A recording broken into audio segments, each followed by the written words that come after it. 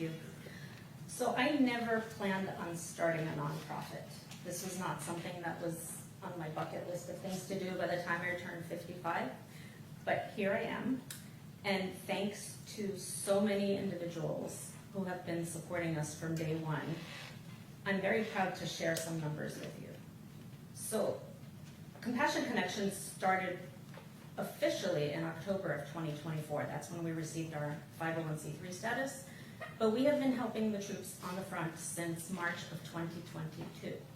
So the night of February 24th, many of you may remember that night, my children woke me up in the middle of the night to tell me that KU was under attack. And just like so many other Ukrainian Americans, I felt completely helpless, and I had absolutely no idea what I could do. But I knew that I had to do something. And I have a friend in KU, his name is Stepan, and we've been friends for 37 years at this point. And he reached out about 2 weeks after the full-scale invasion and said, look, I need your help. We need bulletproof vests and we need helmets. And I said, I can't ship you those because it's illegal to send those from here and I'm not going to jail for you, but how can we help? So he said medical supplies, and we started collecting medical supplies in local schools and the local community.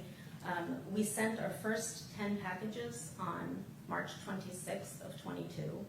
One thing led to another. At this point, it's been 4.5 years. We have sent 1,090 boxes weighing 29,218 pounds, and we've spent about $65,000 on shipping.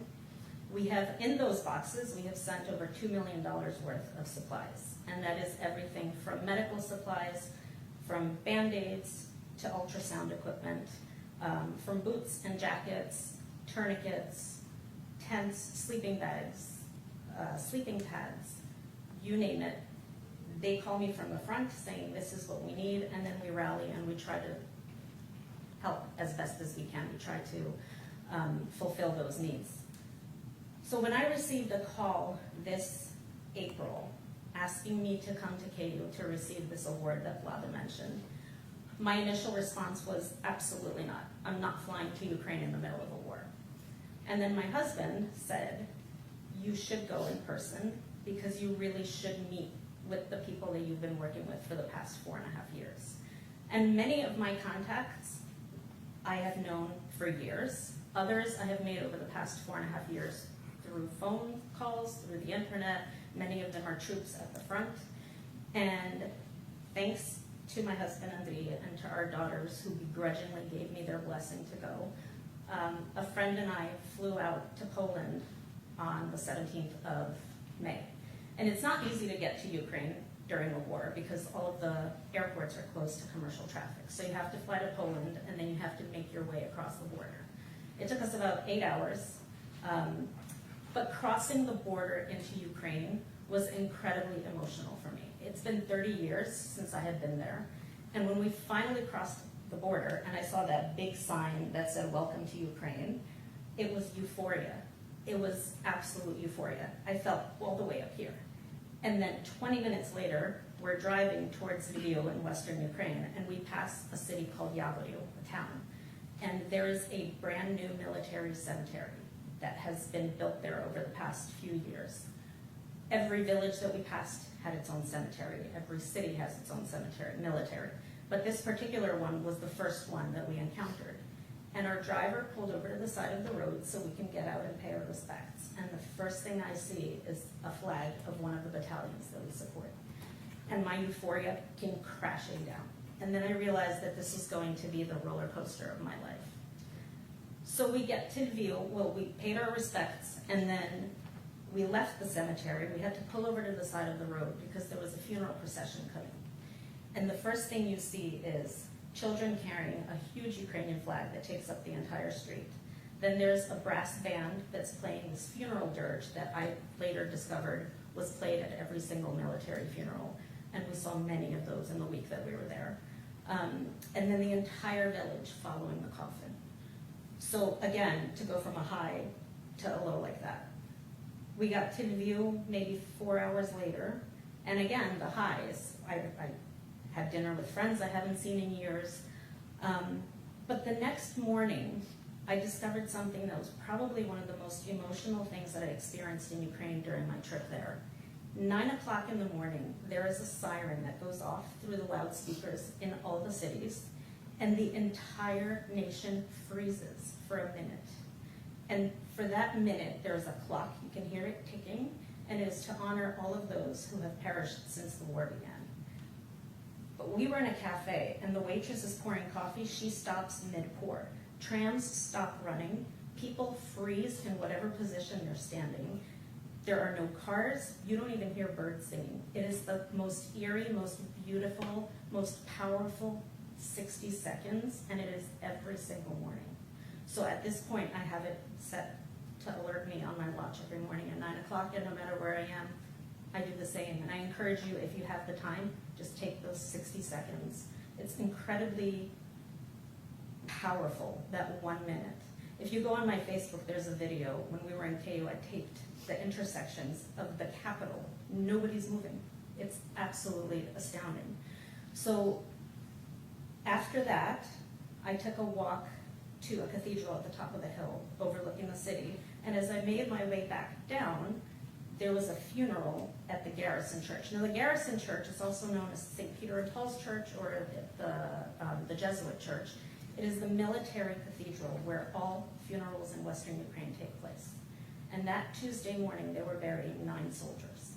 And I heard that dirge, and all of a sudden, the notes seemed to be very dragged out. And I want to play something for you. It wasn't the notes of the trumpet, it was an air raid siren. And that is the sound that you hear every single time there is an alert. It echoes through the entire city. And one of the things that my friends had told me before we got there was nobody has ever died in a bomb shelter. So if there's a warning, you get yourself into a basement as soon as possible. So I'm at the side of the road with the funeral procession coming in front of me, and the siren goes off. And in my head, okay, I promised my husband and my children I'd go down to the shelter, I'd go down to the shelter. Well, the nearest shelter that I know of is 3 blocks away. So I'm booking towards the shelter, and they call the all clear, thankfully.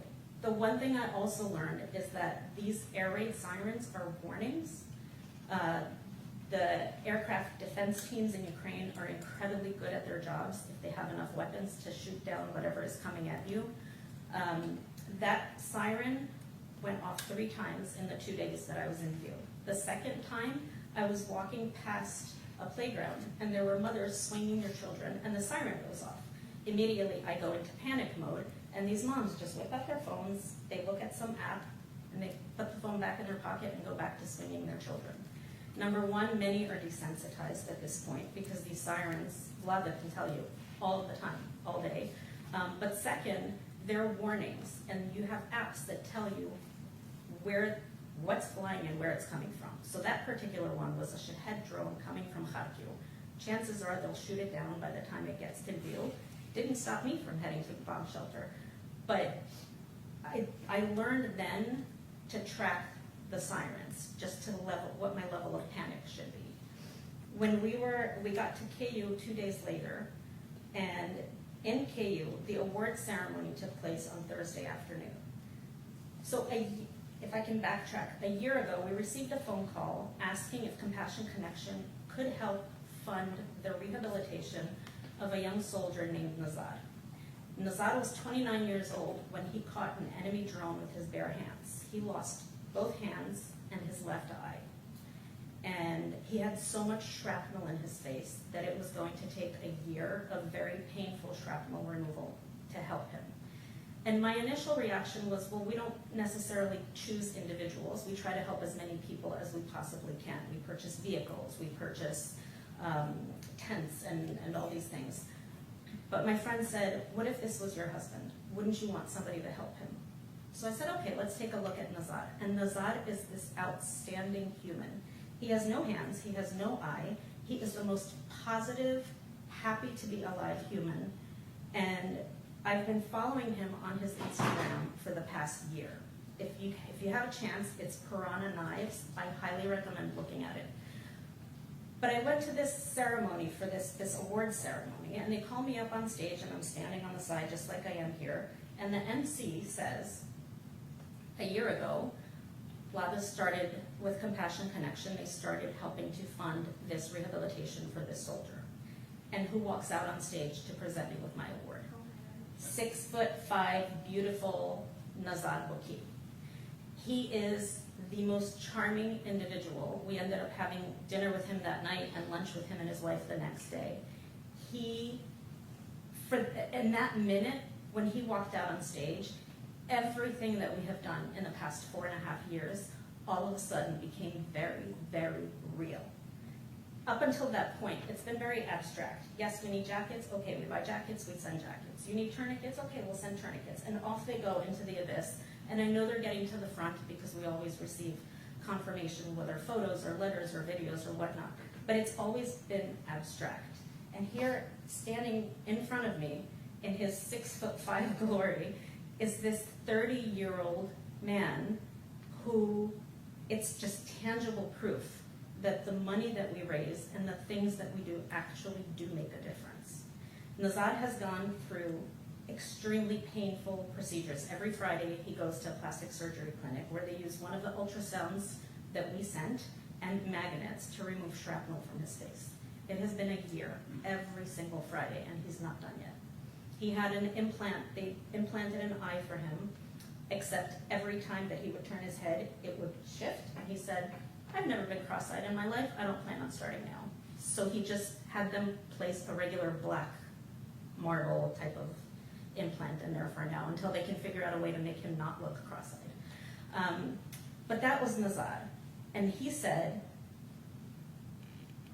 the one thing that he has learned over his year of trauma, because it is trauma what he's gone through, is that people are incredibly kind and people are incredibly generous.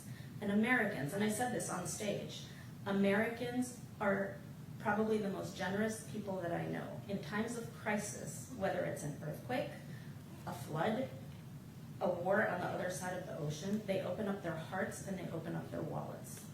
And it's because of everybody's help that we are able to help those over there. 2 days later, my friend took me outside of KU. We were about 45 minutes on the outskirts. He says, I want you to see the country, I want you to meet my family. It was this beautiful spring day. I met with a commander that night. It was the commander of the 135th Battalion. We have been helping them since day one. He was actually Nazar's commander. And he said, first he says, why did you stop sending us instant coffee packets? Because you used to do that in the beginning. And I said, because I was told that it's more important to take that money and put it towards a car. And he said, do you think that maybe the next time you buy us a car, you can put some coffee in the trunk? So I came home, I bought 8 cases of coffee, I sent him 8 cases of coffee.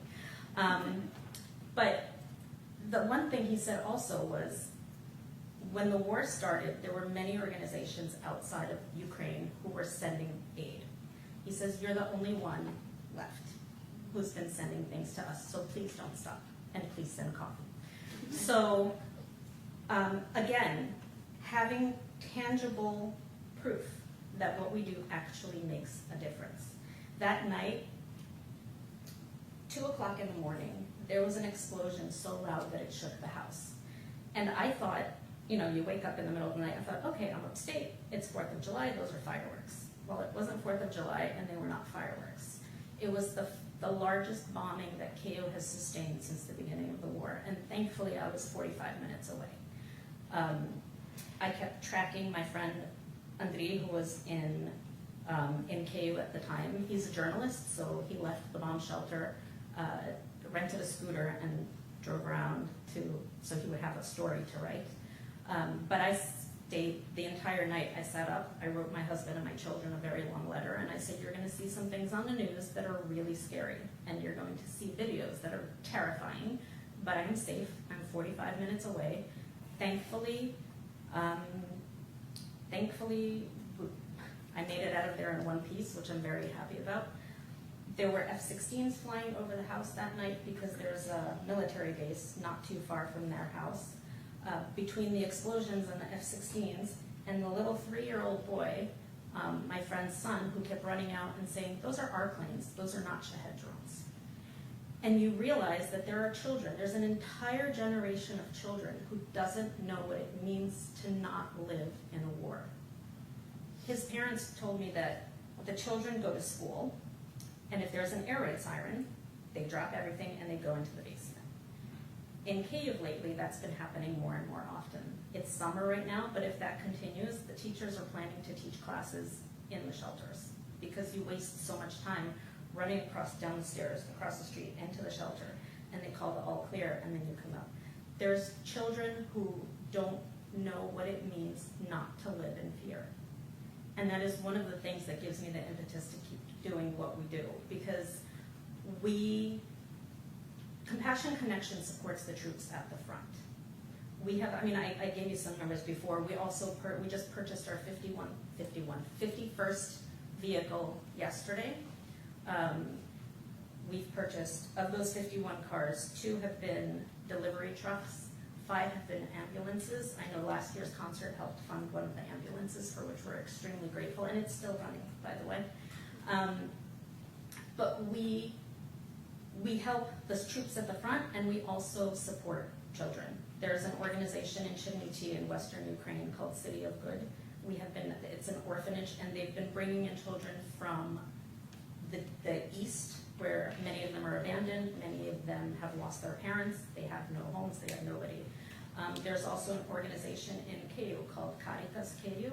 It's run by a friend of mine who's a priest, and he has also been bringing in children from the east and from the south, and helping clothe them and feed them.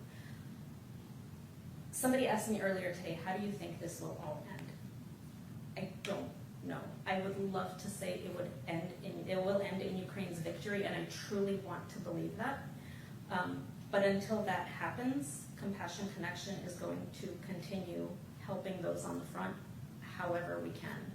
And I'm extremely grateful to this organization and to all of these lovely singers for inviting us back and for helping us fundraise. We are in the process of fundraising for car number 52, and also I received a call a few weeks ago. There is a group of dentists who are volunteering their time, and they will be heading to eastern Ukraine to treat soldiers at the front because there is no access to dental care. And they asked if we could help fund some dental chairs. Apparently there's $7,500 a chair if you buy them used. With all the bells and whistles, we have enough to cover 1.5. So those are our latest projects. So thank you so much for your support. Thank you for standing with Ukraine, and Slava Ukraini.